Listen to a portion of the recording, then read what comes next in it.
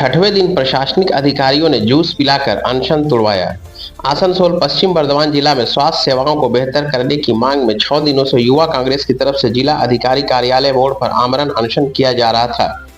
उनकी मांग थी कि जिला में स्वास्थ्य व्यवस्था को दुरुस्त किया जाए ताकि आम लोगों को सरकारी स्वास्थ्य सेवा पाने में परेशानी न हो। शनिवार आमरण अनशन के छठवें दिन पश्चिम बर्धमान जिला के डिप्टी मजिस्ट्रेट और डिप्टी CMOH कांग्रेस के अनशन पर स्थल पर पहुंचे और उन्होंने अनशन कर रहे पश्चिम बर्धमान जिला युवा कांग्रेस अध्यक्ष रवि यादव और प्रदेश कांग्रेस सचिव प्रसेनजीत कुइतंडी को जूस पिलाकर उनका अनशन तोड़वाया। इस मौके पर आसनसोल दक्षिण विधानसभा कांग्रेस अध्यक्ष शाह आलम ने कहा कि कांग्रेस की तरफ से आम लोगों की मांग को सामने रखकर बीते 6 दिनों से आमरण अनशन किया जा रहा था। पहले प्रशासन को लगा था कि कांग्रेस का यह अनशन कोई प्रभाव नहीं डाल पाएगा, लेकिन ऐसा नहीं हुआ। शुक्रवार प्रशासन की तरफ से फोन आया था और अनशन खत्म करने के लिए कहा गया था। प्रशासन की तरफ से कहा गया था कि वह कांग्रेस की मांगों पर विचार करेंगे। इस पर कांग्रेस नेताओं ने प्रशासन के अधिकारियों को जवाब दिया था कि विचार करने से नहीं होगा, ठोस कदम उठाना होगा, नहीं तो वरिष्ठ कांग्रेस नेता अधीर रंजन चौधरी सोमवार को आसनसोल आएंगे और वह पश्चिम बर्धमान जिला स्वास्थ्य विभाग कार्यालय के गेट पर ताला लगा देंगे। यह बात जब जिला प्रशासन के अधिकारियों को पता चली तो उनके होश उड़ गए और डिप्टी मजिस्ट्रेट और डिप्टी CMOH स्तर के अधिकारी कांग्रेस के अनशन मंच पर पहुंचे और आश्वासन दिया कि उनकी मांगों को पूरा किया जाएगा। बराकर के रानी बांग्ला अस्पताल के लिए प्रशासन द्वारा 5 करोड़ 22 लाख रुपए दिए गए हैं और टेंडर की प्रक्रिया भी शुरू हो चुकी है। प्रशासन की तरफ से आश्वासन दिया गया है कि जब तक वहां पर नया अस्पताल चालू नहीं हो जाता तब तक वहां के लोगों के लिए चिकित्सा का वैकल्पिक इंतजाम किया जाएगा। वहीं राज्य सरकार के स्वास्थ्य साथी कार्ड को लेकर लोगों की जो परेशानी हो रही उसे दूर करने का भी आश्वासन दिया गया है और इसके लिए निजी नर्सिंग होम में बोर्ड लगाया जाएगा ताकि पारदर्शिता बनी रहे। कांग्रेस की एक और मांग थी कि सरकारी अस्पताल के डॉक्टर अपनी ड्यूटी के समय सरकारी अस्पताल में ड्यूटी नहीं करें, निजी अस्पताल या क्लिनिक में मरीजों को देखते हैं। इस पर भी कदम उठाने का आश्वासन दिया गया और कहा गया कि यह सुनिश्चित किया जाएगा कि सरकारी अस्पतालों के डॉक्टर अपने ड्यूटी के समय सरकारी अस्पताल में ही मरीजों का इलाज करें। अस्पतालों में चिकित्सा कर्मियों द्वारा मरीजों को और उनके परिजनों के साथ आचरण में भी बेहतरी का आश्वासन दिया गया।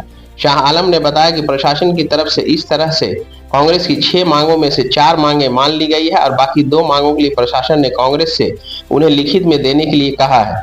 शाह आलम ने बताया कि यह आम जनता की जीत है और यह दिखाता है कि आज भी कांग्रेस द्वारा अगर गांधीवादी तरीके से आंदोलन किया जाए तो वह जरूर सफल होता है। वहीं कांग्रेस पर यह आरोप भी लगाया जा रहा था कि वह HLG अस्पताल के सामने मंच बनाकर जोर जोर से माइक बजाकर आंदोलन कर रहे थे। इस पर शाह आलम ने कहा कि कांग्रेस के अनशन स्थल के पीछे एक मैदान है जहां पर आए दिन बड़े बड़े फंक्शन होते हैं, मेले लगते हैं, उत्सव होता है, वहां पर माइक बजता है, तब तो अस्पताल के मरीजों को परेशानी नहीं होती। कांग्रेस द्वारा आम जनता के मुद्दों को उठाते हुए तय सीमा के अंदर माइक बजाकर आंदोलन किया जा रहा था। इस पर अस्पताल के मरीजों को परेशानी कैसे हो सकती है?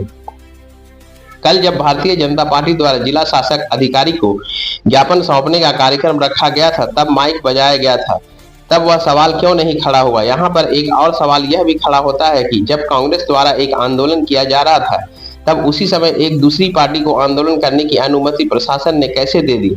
वहीं पश्चिम बर्धमान जिला युवा कांग्रेस अध्यक्ष रवि यादव ने कहा कि यह जीत कांग्रेस की नहीं बल्कि आम जनता की जीत है। प्रशासन को लगा होगा कि कांग्रेस के नेताओं में दम नहीं है, कुछ दिन अनशन करने के बाद खुद ही अनशन समाप्त कर लेंगे। टीएमसी के नेताओं ने भी प्रशासन को कुछ ऐसे ही हिदायत दी होगी, लेकिन टीएमसी और प्रशासन यह भूल गया कि कांग्रेस गांधी के आदर्शों पर चलने वाली पार्टी है और आज के परिप्रेक्ष्य में राहुल गांधी के नेतृत्व में कांग्रेस अपना कार्य कर रही है। वहीं प्रसेनजीत कुइतंडी ने भारत के संविधान को हाथ में लेकर कहा कि यह भारत की संविधान की जीत है। आज कांग्रेस के अनशन स्थल पर जिला प्रशासन के अधिकारी आए थे और उन्होंने कांग्रेस की मांगों को मान लिया। उन्होंने कहा कि यहाँ के जिला अधिकारी को लगा था कि निजी नर्सिंग होम द्वारा जो उपहार टीएमसी के नेताओं को पहुंचाया जाता है उसके बदले प्रशासन खामोश रह सकता है, लेकिन उन्हें गांधी के खामोश प्रतिवाद की ताकत का पता नहीं था और यही वजह है कि आज प्रशासन को आम जनता की मांगों के सामने हम नहीं जा रहा था। हम लोग खुद पेशेंट के लिए 3-4 पेशेंट भर्ती करने के लिए भी गए थे। खास करके हम लोग का जावेद होगा जब्बू भाई थे, हमारे राजेश्वर शर्मा हमारे पार्टी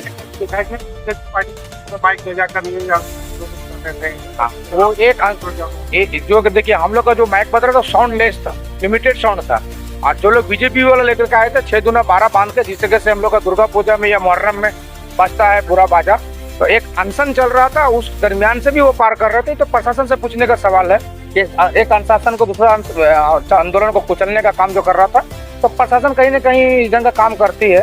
उसके लिए भी कांग्रेस तो हमारे अंदर में तो दो तरह का नीति है ना, एक गांधीवादी नीति है और एक सुभाष चंद्र बोस का नीति है, तो हम लोग दोनों नीति को साथ लेके चलते हैं।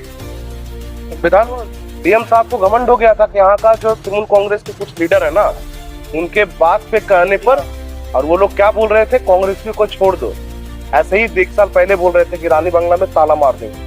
ये देखिए रानी बंगला का ऑर्डर को, रानी बंगला में 5 करोड़ रुपए का 5 करोड़ 22 लाख 32 हजार रुपए का फंड सैंक्शन हो गया, उसका टेंडर भी हो गया। और ये क्या बोल रहे थे अभी प्रशासन के लोग बोल रहे थे कि तृणमूल कांग्रेस का दबाव है शायद, इसलिए अनशन मंच से छोड़ दो, कांग्रेस को छोड़ दो। लेकिन वो भूल गए शायद, हम लोग गांधी के चलने वाले सिपाही हैं, हम लोग राहुल गांधी के सिपाही हैं। हम लोग डर नहीं जानते, ना हम इनके प्रशासन से डरते हैं, ना हम इनकी सरकार से डरते हैं। ये साधारण व्यक्ति की जीत है, ये कांग्रेस पार्टी की जीत नहीं है, ये यहाँ के आवाम की जीत, क्योंकि ये विषय पूरा हेल्थ से रिलेटेड था और ये साधारण व्यक्तियों का मांग था, और हमारी सभी मांगों को उन्होंने मांगा है। ये देखिए उसका रिसीविंग को हमारे यहाँ पे मजिस्ट्रेट साहब ने पूरे हमारे 10 के 10 डिमांड को हमने इस पे एक थैंक्स किया है उनको 5 करोड़ रुपए देने के लिए रानी बंगला हॉस्पिटल के लिए। बाकी तमाम 10 जो डिटेल्स हमारे हैं उनको हमने दिया है, उन्होंने स्वीकृति देकर गए हैं। हम जानते हैं डिले तो करेंगे ही, बोल करके तो गए हैं 1 महीने में करेंगे, लेकिन अभी हम लोग गांधी के रास्ते पर चल रहे हैं।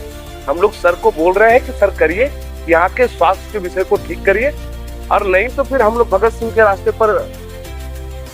भगत सिंह एक बार कहा करते थे ना कि अगर अंधे और बहरे लोग, अंधे और बहरे अगर सुना नहीं करते हैं तो धमाका जरूरी। अगर इनको धमाका चाहिए तो धमाका भी दिखाएंगे, लेकिन यहाँ के स्वास्थ्य के विषय पर खिलवाड़ तो करने नहीं देंगे, यहाँ के लोगों को मारने तो नहीं देंगे।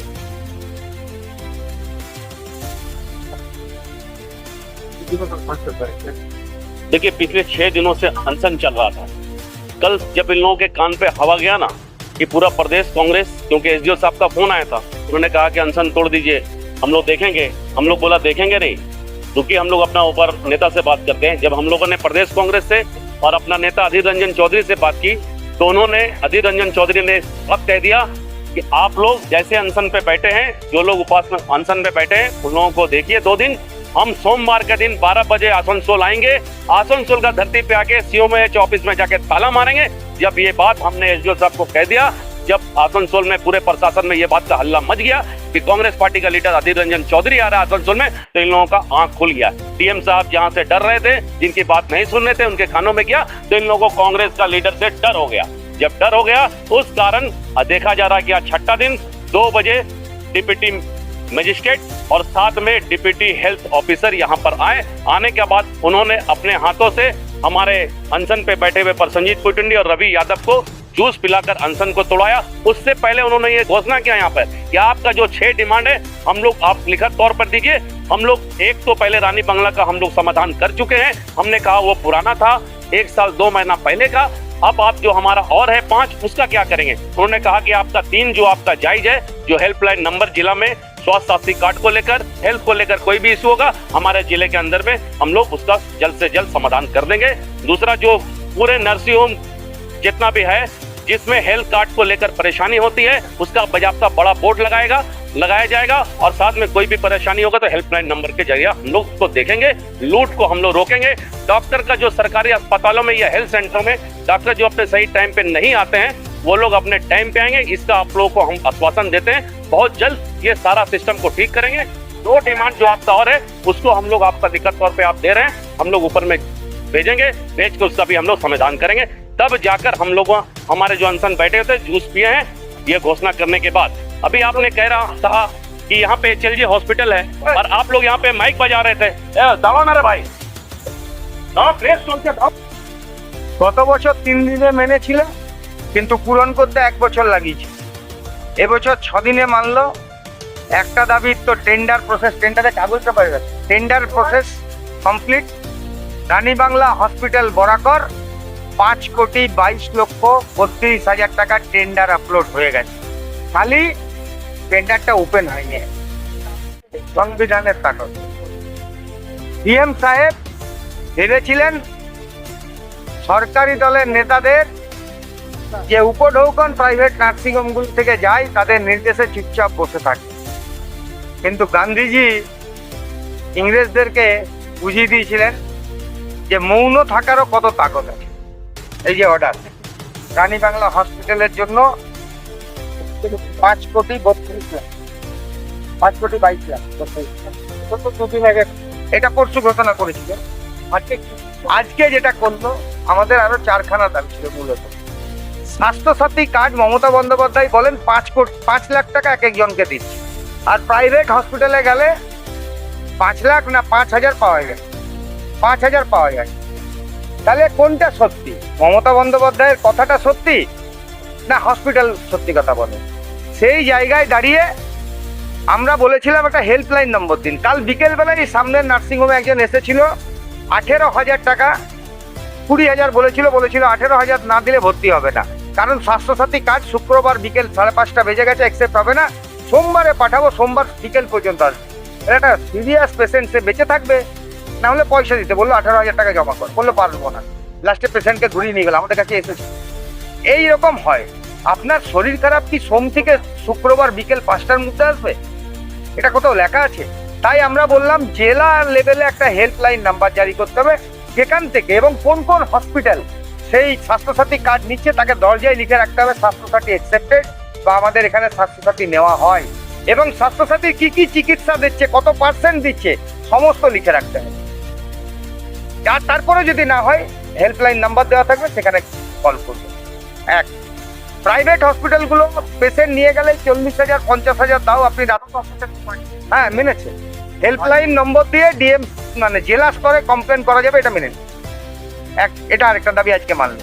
দ্বিতীয় দাবি মেনেছে সরকারি ডাক্তাররা, সরকারি হসপিটালের সঙ্গে যারা যুক্ত আছে তারা, তাদের নামের তালিকা যে যেখানে চাকরি করে সেখানে টাঙানো থাকবে এবং ডিউটির টাইমও লেখা থাকবে।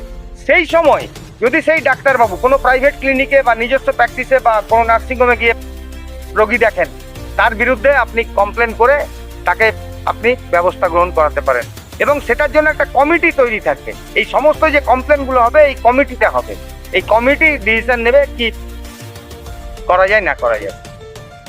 নিজের মতো ডাক্তাররা লুট করছে, এটা মেনেছে যে হ্যাঁ এটা আমরা করে দেবো, বোর্ড টাঙিয়ে দেবো, টাইম লিখে দেবো, তারপরে যদি তারা প্রাইভেট প্র্যাকটিসের সঙ্গে যুক্ত থাকে অভিযোগ পেলে তাদের বিরুদ্ধে ব্যবস্থা হবে, এই দাবিটাও মেনে নিয়েছে।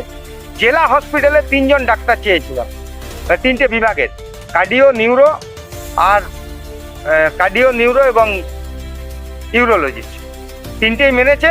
বলেছে এটা আমরা এখান থেকে করতে পারি না, এটা আমাদেরকে স্বাস্থ্য ভবনে পাঠাতে হয়, স্বাস্থ্য ভবন অ্যাপ্রুভেল আমরা চাইবো, যত জলদি স্বাস্থ্য ভবন থেকে অ্যাপ্রুভেল আনিয়ে এই 3 জন ডাক্তারকে যাতে রিক্রুট করা যায় তার ব্যবস্থা করা। আর একটা মেনেছে যে যে সমস্ত ডাক্তারবাবুরা একই জায়গায় দীর্ঘদিন ধরে প্র্যাকটিসে মানে চাকরি করছে এবং সেখান থেকে তারা দুর্নীতি করছে, কেউ ব্লাড বিক্রির সঙ্গে যুক্ত, কেউ মৃত ডেড বডি বেচার সঙ্গে যুক্ত, এমনও বলে দিচ্ছে। খবর নিয়ে দেখে নিন, 15 বছর 20 বছর ধরে এক এক জায়গায় আছে, ভালো করে খবর নেই।